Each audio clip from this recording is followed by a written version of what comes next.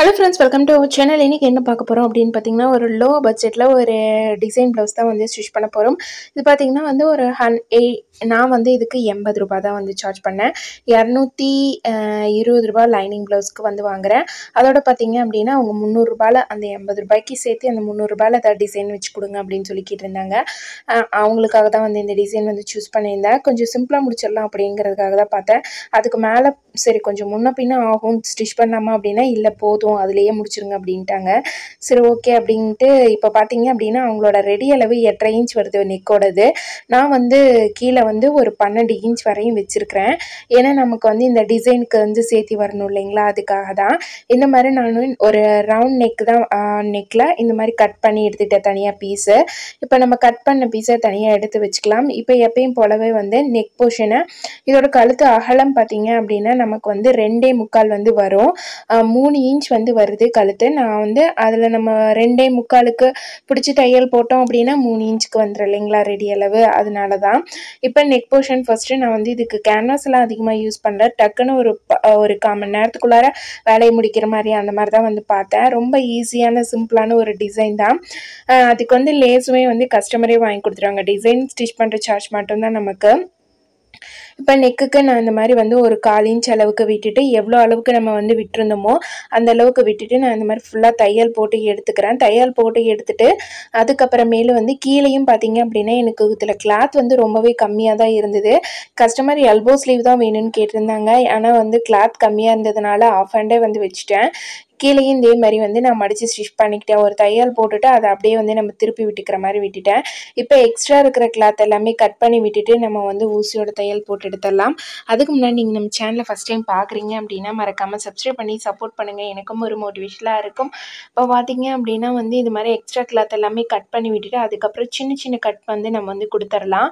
ரொம்ப ஈஸியான மெத்தட் தான் நான் வந்து உங்களுக்கு வந்து சொல்லியிருக்கேன். இதில் நீங்கள் வந்து தேவைப்பட்டால் கேன்வாஸ் யூஸ் பண்ணிக்கலாம். இல்லை அப்படின்னா நீங்கள் வந்து அதுவுமே யூஸ் பண்ணாமலே வந்து நீங்கள் ஸ்டிச் பண்ணலாம். ரொம்ப ஈஸியான ஒரு சிம்பிளான டிசைன் தான். ஸ்டார்டிங் பிகினர்ஸ் எல்லாம் இருக்கிறீங்க அப்படின்னா இந்த மாதிரி டிசைன் வந்து சூஸ் பண்ணலாம். அது மிச்சம் பார்த்தீங்க அப்படின்னா இவங்களுக்கு கொஞ்சம் எப்படி சொல்கிறது, ஒரு 40 அந்த ஏஜ் அந்த மாதிரி இருக்கிறவங்க. அதனால வந்து நான் இந்த மாதிரி டிசைன் தான் வந்து சூஸ் பண்ணேன். இதுக்கு முன்னாடி வந்து ஒரு டிசைன் சூஸ் பண்ணியிருந்தேன். அவங்களுக்கு வந்து அது ஒன்றும் அவ்வளோ இதாக இல்லை அப்படின்னாங்க. இது ஓகே அப்படின்னாங்க. சரின்னு சொல்லி இதே மாதிரியே நான் வந்து ஸ்டிச் பண்ணி கொடுத்துட்டேன். இப்போ நான் வந்து ஃபுல்லாக நெக் போர்ஷன் தையல் போட்டு எடுத்துட்டேன். அதுக்கப்புறம் கீழே பாட்டம் வந்து தையல் போட்டுக்கிறேன். நான் இந்த மாதிரி கிளாத் இல்லாதப்பெல்லாம் பார்த்தீங்க அப்படின்னா வந்து இந்த மாதிரி மடித்து விட்டு தையல் போட்டுட்டு அது மேலேயே வந்து கீழே ஊசியோட ஒரு தையலும் ஒரு இன்ச்சுக்கு கொஞ்சம் மேலே ஏற்றி ஒரு தையலும் வந்து போட்டு விட்டுக்குவேன்.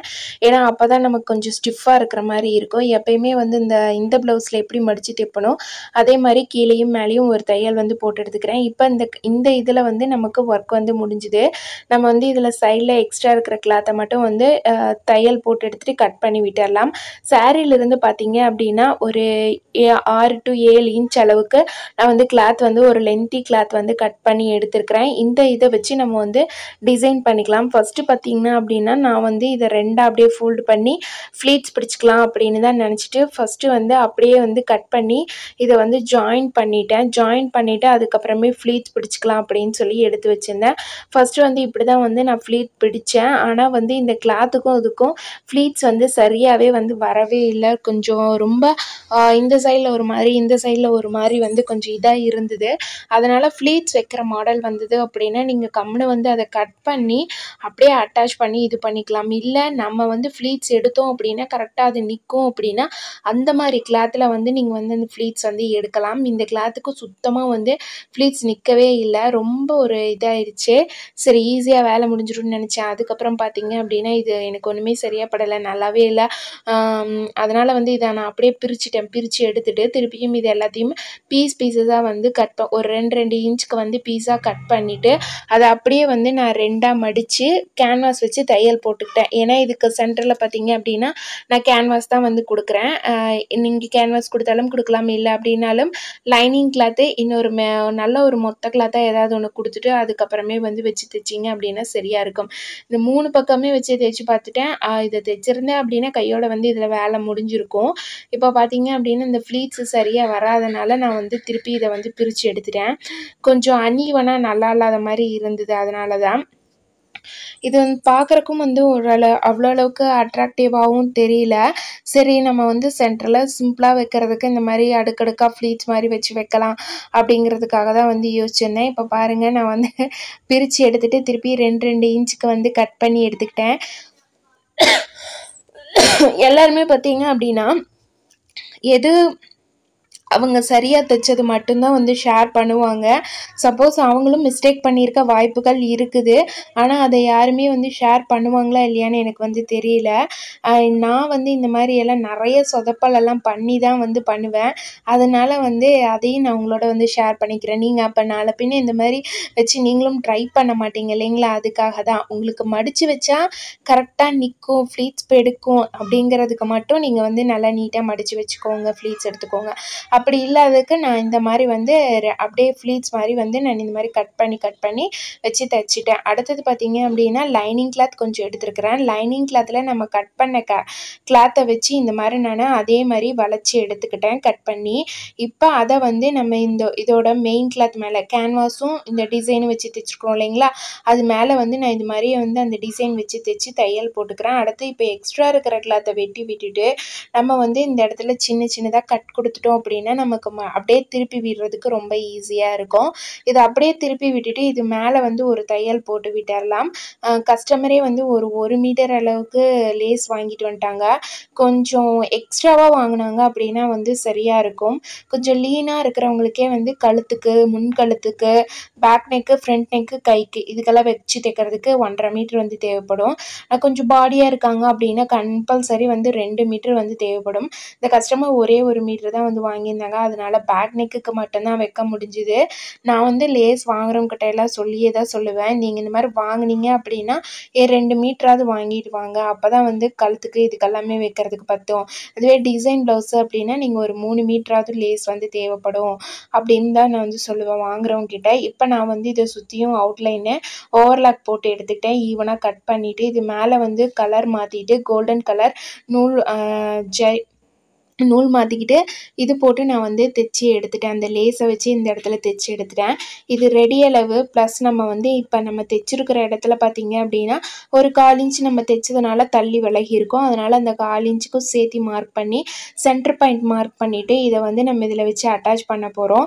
நம்ம வந்து இதுலேருந்து கட் பண்ணி எடுக்கிறது வந்து பெரிய விஷயம் கிடையாது. கரெக்டாக அதே இடத்துல அதுக்கு தகுந்த மாதிரி நம்ம இதை வந்து திருப்பி அட்டாச் பண்ணுறது தான் வந்து ஒரு பெரிய விஷயம். அதே மாதிரியே வந்து எல்லா இடத்துலையும் சென்டர் பாயிண்ட் மார்க் பண்ணிவிட்டு நம்ம கட் பண்ண பீஸு ப்ளஸ் ப்ளவுஸோட பீஸு இதில் எல்லாத்துலேயும் சென்டர் பாயிண்ட் மார்க் பண்ணிவிட்டு எந்த இடத்துல ஸ்டார்ட் பண்ணி எந்த இடத்துல முடிக்கணும் அப்படிங்கிறத கரெக்டாக பார்த்துக்கிட்டு அதுக்கப்புறமேல அது மேலேயே நான் வந்து இந்த மாதிரி வச்சு தையல் போட ஆரம்பிச்சிட்டேன். தையல் போட்டுட்டு ஃபஸ்ட்டு நான் வந்து ஊசியோட தையல் நல்லா இதாக போட்டு எடுத்துகிட்டு அதுக்கப்புறமே இதில் வந்து லேஸ் வந்து நான் நெக்கை ஒட்டி தான் வந்து வச்சு தைக்கலாம் அப்படின்னு இருந்தேன். அதுக்கப்புறமே சரி கொஞ்சம் தள்ளி வச்சு தைக்கலாம், அது ஒரு லைன் வந்து அந்த ரெட் கலர் வந்து ஒரு பார்டர் மாதிரி தெரியட்டும் அப்படிங்கிறதுக்காக திரும்பவும் வந்து லேஸ் வந்து ஒரு லைன் வச்சு தள்ளி வந்து நான் வந்து ஸ்டிச் பண்ணி எடுத்துக்கிட்டேன். அதுக்கப்புறம் இந்த லேஸும் நல்லா இருக்குது, அந்த ப்ளூ கலரில் குட்டி குட்டியாக அந்த இடத்துல முக்கோணம் வர மாதிரி இருக்குது இல்லைங்களா? அதுக்கடுத்து நம்ம எக்ஸ்ட்ராவாக எங்கெங்கே நமக்கு தையல் தெரியுதோ அது எல்லாத்தையுமே வந்து நம்ம பிரித்து எடுத்துகிட்டு அந்த இது மட்டும் சென்டரில் ஒரு கொஞ்சம் எம்டியாக இருக்கிற மாதிரி இருந்தது. ஒரு 3 ஸ்டோன் பட்டன்ஸ் வந்து கம் போட்டு க்ளூ போட்டு நான் வந்து அப்ளை பண்ணிட்டேன். அதோட வந்து இந்த பார்க்குறக்கே வந்து ரொம்ப ஈஸியாக சிம்பிளாக இந்த டிசைன் வந்து கம்ப்ளீட் பண்ணி முடிச்சாச்சு. எனக்கு தைக்கிறதுக்கு பார்த்தீங்க அப்படின்னா நான் ஒரு 3:30 மணிக்கு எடுத்து 3:20க்கு எடுத்து 3:45க்கெல்லாம் வந்து இந்த டிசைனை கம்ப்ளீட் பண்ணிட்டேன். அப்போ மிச்சம் பார்த்தீங்க அப்படின்னா ஒரு 1/4 மணி நேரம் 20 நிமிஷத்துக்குள்ளே தான் வந்து டைமிங் வந்து ஆயிருந்தது. நல்லா அட்ராக்டிவாக இருந்தது பார்க்குறதுக்கு இந்த டிசைன். கஸ்டமருக்கு ரொம்ப பிடிச்சிருந்தது. உங்களுக்கு எப்படி இருக்குது அப்படின்னு சொல்லுங்கள். இதோட சாரீ பார்த்தீங்க அப்படின்னா நான் அதை காட்டுறேன். நீங்கள் நம்ம சேனலை வந்து ஃபஸ்ட் டைம் பார்க்குறீங்க அப்படின்னா மறக்காமல் சப்ஸ்கிரைப் பண்ணி என்னையும் சப்போர்ட் பண்ணுங்கள். எனக்கும் ஒரு மோட்டிவேஷனாக இருக்கும். நெக்ஸ்ட் வீடியோவில் பார்க்கலாம் ஃப்ரெண்ட்ஸ். தேங்க்ஸ் ஃபார் வாட்சிங் ஃப்ரெண்ட்ஸ். பாய். இதுதான் இதோட சாரீ ஃப்ரெண்ட்ஸ், காட்டன் சாரீ. ஒரு இந்த மாதிரி பூ டிசைன் தான் ட்ரை பண்ணலான்னு இருந்தேன், ஆனால் அந்த மாதிரி எதுவுமே செட் ஆகல ஃப்ரெண்ட்ஸ். நெக்ஸ்ட் வீடியோவில் பார்க்கலாம் ஃப்ரெண்ட்ஸ். தேங்க்ஸ் ஃபார் வாட்சிங். பாய்.